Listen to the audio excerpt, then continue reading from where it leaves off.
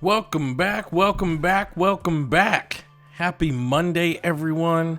Man, I hope you've had a great weekend. We're getting a little bit closer to the holidays, so I really hope that you've spent a lot of time with people you enjoy, doing activities you enjoy, doing things that you enjoy.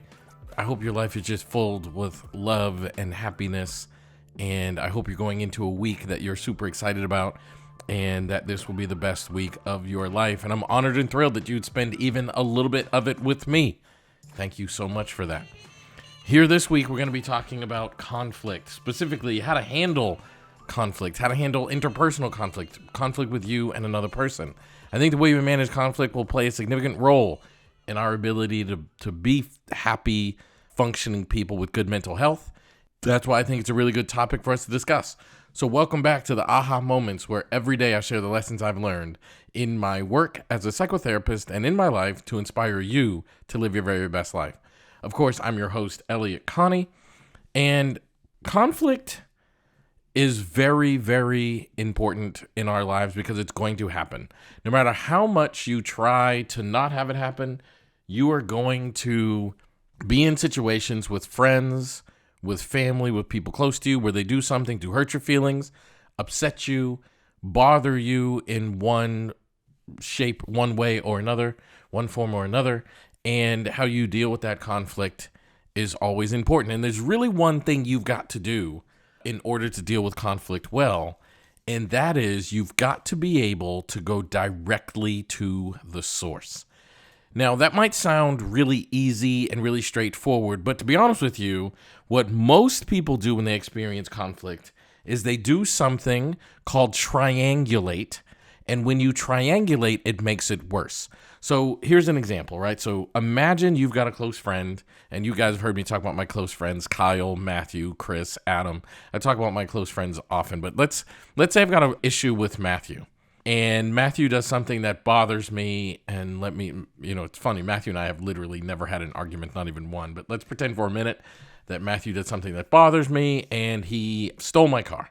I need to go directly to Matthew and say, why did you do that? What made you do that? Here's what I'm so upset about that. Here's how I think you need to fix it, blah, blah, blah.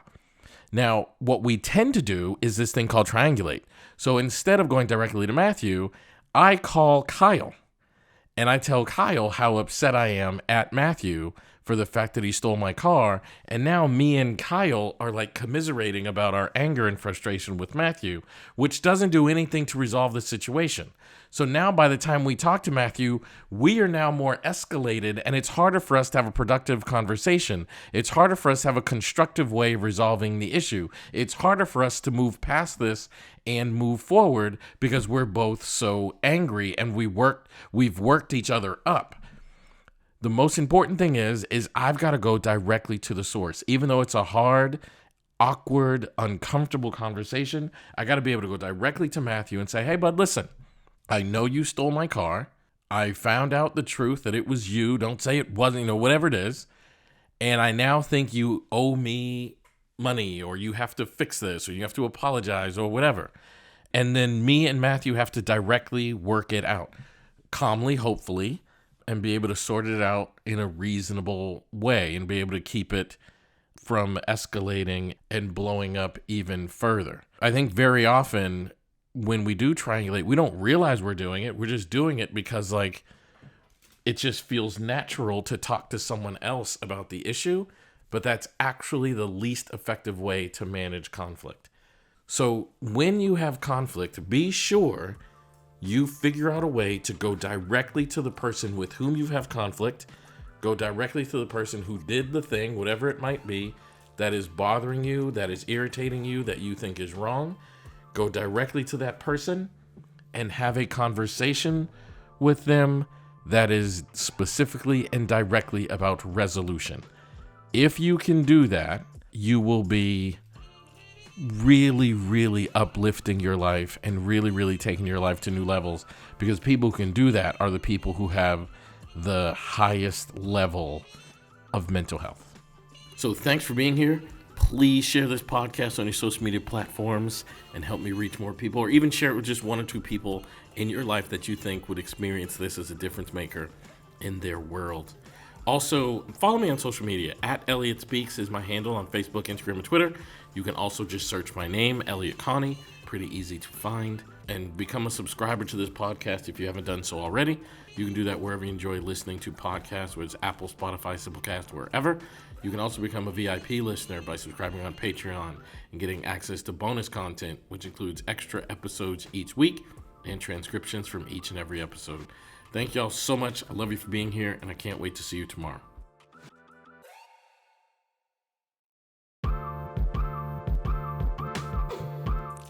We live in a day and age where there's 1,000 different ways for you to communicate with people. Texting, DM, social media, video content, phone calls, of course, face-to-face. Like, there's a million different ways to address someone if you've had a conflict with them. So what's the best way to do it?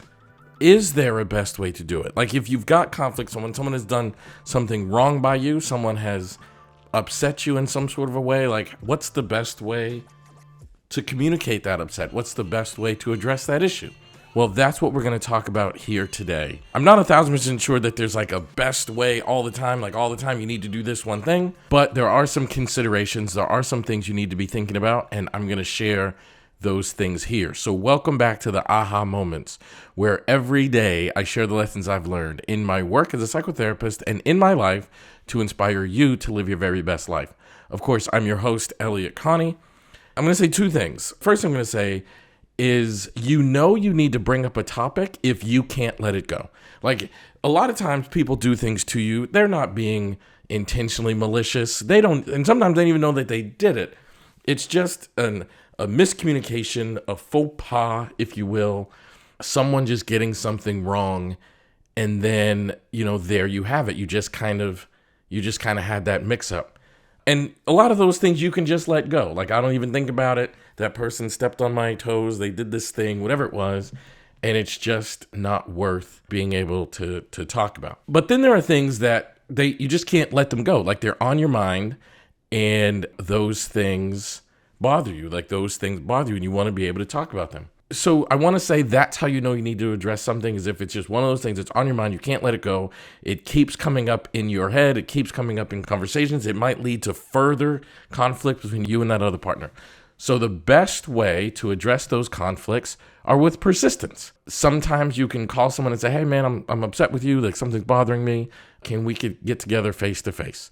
Sometimes people might not return your phone call quickly because they might not want to have the conflict or and I say conflict, I don't mean argument, but they might want to have the direct communication about a topic or issue. And it is imperative that you have it because it's healthy for you, it's better for you, and it's something that you might really need to have so you can hash out and just feel better about whatever it is going on in life. And other times you need to be able to release it and let it go. Like, if someone is continuing to avoid you, maybe you just post it somewhere, send them a letter, text message, email, so you know that they've gotten your position in perspective and it's something that you're willing to live with once they've heard it. Conflict doesn't necessarily mean resolution because the other person may not agree with your suggested way of resolving something. They may not want the same level of resolution, and that is okay. That is something that we can live with, but you need to be able to address it, and the best way to do it is with persistence. I was in a situation recently where I had a conflict with an old friend, somebody I used to work with, and she did something very wrong by me, and I wanted to address it with her. Like, she really did something wrong. I won't say publicly what she did, but she truly, genuinely did something wrong. I called her to talk about it, and it was very obvious she did not want to take accountability for this, and she was avoidant up to and including blocking me on social media and my phone number. Like, I couldn't get resolution, which, by the way, one of the meanest things you can do is remove someone's ability to communicate with you and to create resolution or create healing. Literally, one of the meanest things you can do is shut down somebody's voice, especially when you're wrong. Like, I did not do anything to this person. They just didn't want to take accountability for the very wrong thing that they did. So I decided, I've got to reach this person to give them my final word. I didn't really care whether or not she was willing to talk about it, but I've got to reach this person and give them my final word. And I found a way to communicate with them through somebody that we mutually knew and then let it go. Here's my position. I'm very upset. I'm happy to talk about it if one day you want to, but I'm happy to not ever talk about it or ever talk to you again if you don't ever want to either. This is a choice you're clearly making, and I can let it go because I was able to get that message to them. So the best way to communicate, the best pathway to communicate with someone to resolve an issue, a disagreement, or just hats off something that's bothering you is literally with persistency.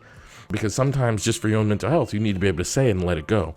And not everybody is going to want to participate even when they are wrong. So thanks for being here. Please share this podcast on your social media platforms and help me reach more people, or even share it with just one or two people in your life that you think would experience this as a difference maker in their world. Also, follow me on social media. @Elliott Speaks is my handle on Facebook, Instagram, and Twitter. You can also just search my name, Elliott Connie. Pretty easy to find. And become a subscriber to this podcast if you haven't done so already. You can do that wherever you enjoy listening to podcasts, whether it's Apple, Spotify, Simplecast, wherever. You can also become a VIP listener by subscribing on Patreon and getting access to bonus content, which includes extra episodes each week and transcriptions from each and every episode. Thank y'all so much. I love you for being here, and I can't wait to see you tomorrow.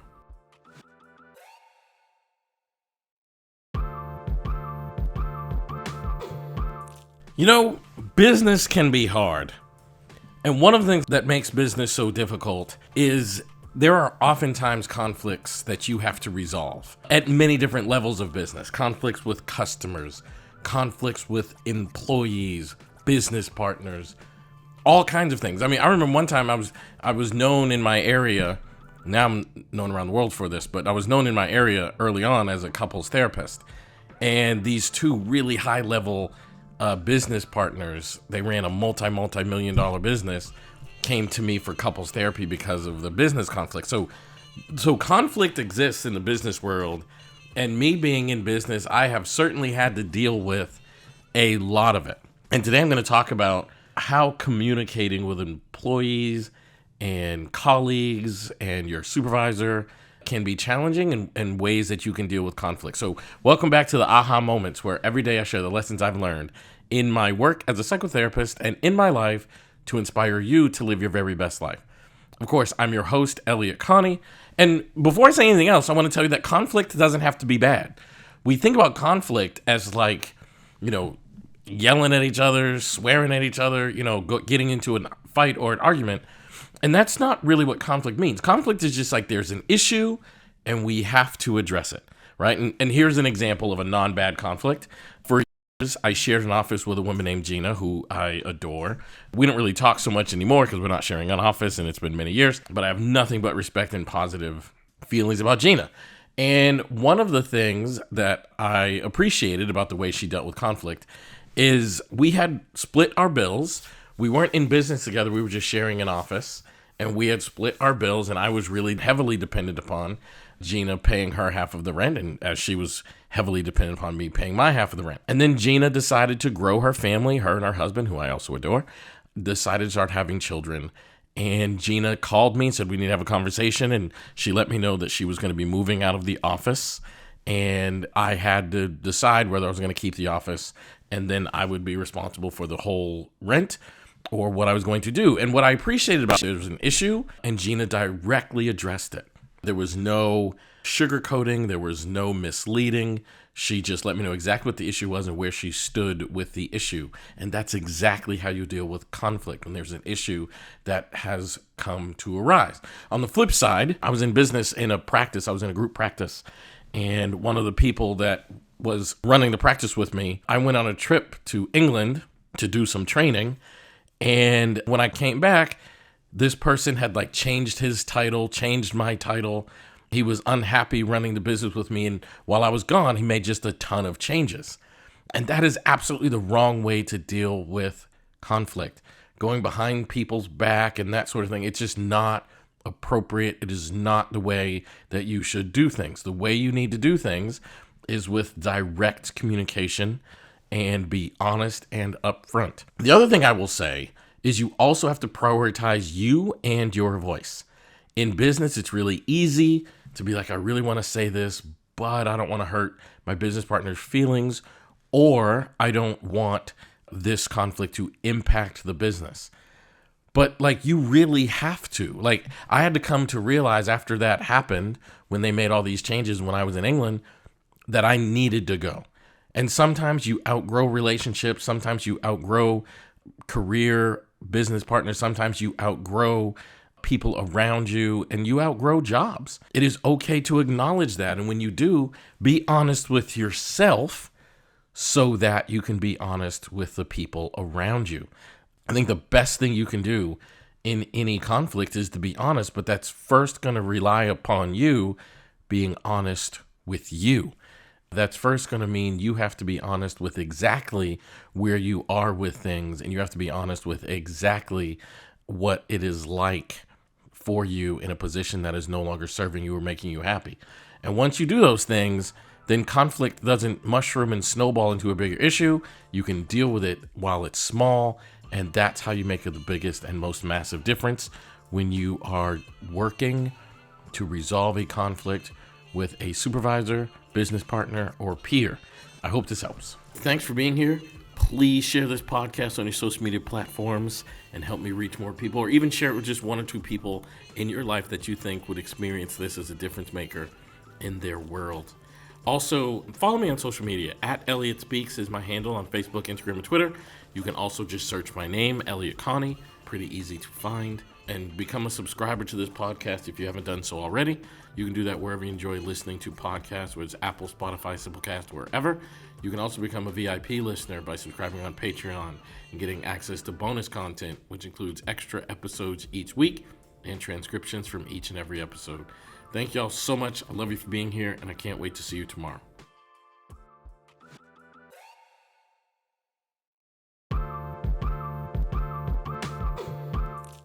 Today I want to talk to you about the way I handled conflict when I was a child. I want to talk about a couple of specific conflicts because, in all honesty, I'm a bit embarrassed about the way I handled conflict as a child, or I guess I should say about the way I didn't handle conflict as a child and how I learned to handle conflict in a different, healthier, and more effective way as an adult. I want to do that because I think a lot of people avoid conflict, which I certainly would put myself in the category in throughout my childhood, but I'm going to tell you why, and I'm going to share some really hard, even embarrassing things about the way I handled conflict back then. And hopefully you'll be able to move your life on and not deal with things in the way that I did. So welcome back to the aha moments, where every day I share the lessons I've learned in my work as a psychotherapist and in my life to inspire you to live your very best life. Of course, I'm your host, Elliott Connie. So the first thing I'm going to say is my life had so much fear in it, and I didn't realize it at the time, but I didn't value myself. In order to handle conflict well, you have to be willing to defend yourself. Now, I don't mean physically, but I just mean you have to be willing to stand up for yourself. And in order to stand up for yourself, you have to view yourself as valuable. And I did not. Just full disclosure, open honesty, I did not. As a child, I remember one time I was playing football. I think I've shared this story before, but it's relevant here, so I'll share it again. I was on a football team, and at the end of the year, the town I lived in, Franklin, Massachusetts, had a banquet for all of the football teams. And all of the ages, we all got together for this banquet. And there was this bully, this town bully. He never really bullied me necessarily, but this town bully, his name was Adam. I rode my bike to this banquet, and for whatever reason, Adam just started destroying my bike. He was throwing my bike around, throwing it against the wall, like literally destroyed it. And I just kind of pretended like it didn't happen. I was embarrassed, and I knew that if I confront Adam, he would probably beat me up. So I literally just if I just don't pay attention to it, it's not going to exist. I went downstairs into the banquet and it was a big pizza party, something that we all as football players look forward to the end of the year. And all my friends came up to me and was like, "Man, you should see your bike. It's really destroyed." And I just did not have it in me to defend myself. And then also, I would say things that were related to my own father. Like, my father would attack me physically and emotionally, and I never really could confront him and say, please stop. Please don't talk to me that way, or please don't address me that way, or please don't treat me that way. And to be honest with you, in adulthood, I look back with shame and embarrassment. But I know it's connected to self-worth. If you want to handle conflict in a healthy way, you have to address your self-worth issues and make sure you view yourself as worthy of being treated well, of being talked to well, of being addressed well. Because now in adulthood, I absolutely believe you must treat me with respect. And I am willing to defend that belief. I am willing to stand up for that belief. And in my field, professionally, in my personal life, I've had to absolutely demonstrate that I think I am deserving of respect and I'm willing to stand up for that fact. There have been situations where people attacked my integrity. There have been situations where people tried to limit my access to success. There have been times when people disrespected me. There have been times when people oppressed me. And every single time in adulthood, now that I view myself as worthy, every single time I can stand up for myself. I am no longer impacted by the fear that used to run my life. I am no longer someone who is afraid that there's going to be negative ramifications. I am now willing to live with the consequences, whatever they might be, of me standing up for what I believe is just and right in my life. And I hope all of you do that same thing because you are worthy.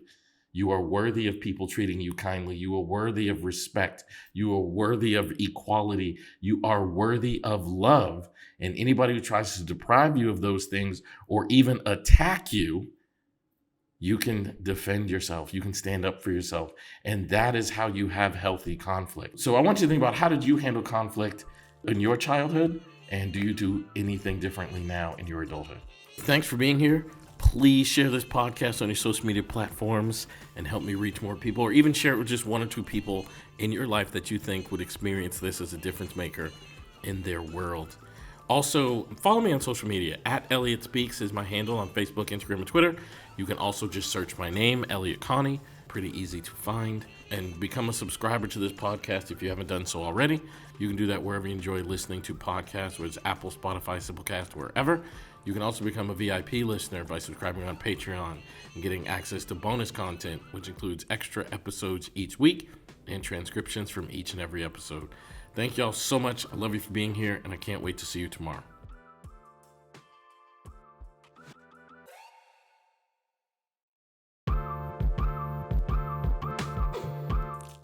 All week long, we've been talking about how to handle interpersonal conflict, or how to deal with conflict itself.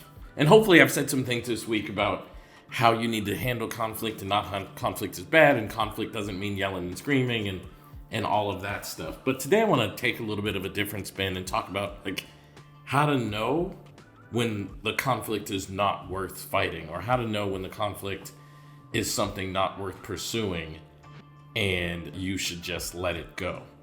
I think a lot of times conflict goes poorly because it's actually a conflict that we should not be engaging in, and we don't realize it until it's too late. Well, today I want to talk to you about how to know going in from the onset that this is a conflict not worth pursuing, and it's something that you should let go. So welcome back to the Aha Moments, where every day I share the lessons I've learned in my work as a psychotherapist and in my life to inspire you to live your very best life. Of course, I'm your host, Elliott Connie. And the easiest way to tell that a conflict is worth pursuing is that if it involves a meaningful relationship in your life or a meaningful outcome. So, for example, I had a conflict I had to deal with. It's actually pretty well known in my field, with a woman who is at the time making an accusation about me that was untrue, unfair, and based upon race and her biases and bigotries about race. And that conflict was related to an outcome that I wanted. I wanted to be able to continue to exist in my field and in my career. And this person brought something into my life to put that in jeopardy. So a conflict that is involving something meaningful to you is worth pursuing, and doesn't mean it's going to be easy. It was a very hard thing that I had to go through, but it was very meaningful in my life, so I had to endure that conflict. And also things that involve a meaningful relationship. Like if you have a family member or friend, I've had friendships where conflicts came up and the friendship is meaningful to me, so I don't want it to get in the way of my friendship. Like I don't want whatever has gone on or whatever has transpired to interfere with the relationship I have with this person. So in essence, the conflict is simply a mechanism for me to fight for the relationship, right? Like that's an incredibly important distinction. But here's how to know when it's not worth, other than if it's not one of those two things, where you're fighting for an outcome or you're fighting for a relationship. If it's not of those two things, then it's not worth pursuing. Like, I can't tell you how many times someone has posted something on Facebook that I disagree with, that I passionately disagree with, that I strongly disagree with, and I just keep scrolling. Learning how to just keep scrolling online will protect your mental health so significantly that I honestly believe more people need to learn how to do it, just to simply keep scrolling. Not every fight is worth pursuing, and a lot of the people that are posting content that is content that you don't agree with and or enjoy, they're really not even people close to you anyway. So let it go. Understand it has nothing to do with you, and it's perfectly fine for you to mind your own business. If it's not somebody I truly care about, or it's not connected to an outcome I want to achieve in my life, then there absolutely is no point. Like, think about it. If I engage someone, and I'll just keep using Facebook posts as an example. If someone posts something on Facebook that I disagree with, that I don't think is appropriate, and I engage in that conflict, and we go back and forth, and let's say I successfully convince that person that I'm right to take the post down or whatever, how does that improve my life? It doesn't move me any closer to an outcome that is meaningful to me, and it doesn't resolve a meaningful relationship in my life. So then it's just not worth the effort and the mental health strain that it would put on me. So keep scrolling. I think there's so much that can be learned, or I should say so much that could come out of it if we would learn to just keep scrolling when it's not connected to a meaningful outcome or a meaningful relationship in our life. So if you want to have better mental health, I want you to practice the sacred art of keep scrolling. Thanks for being here. Please share this podcast on your social media platforms and help me reach more people, or even share it with just one or two people in your life that you think would experience this as a difference maker in their world. Also, follow me on social media. @Elliott Speaks is my handle on Facebook, Instagram, and Twitter. You can also just search my name, Elliott Connie. Pretty easy to find. And become a subscriber to this podcast if you haven't done so already. You can do that wherever you enjoy listening to podcasts, whether it's Apple, Spotify, Simplecast, wherever. You can also become a VIP listener by subscribing on Patreon and getting access to bonus content, which includes extra episodes each week and transcriptions from each and every episode. Thank y'all so much. I love you for being here, and I can't wait to see you tomorrow.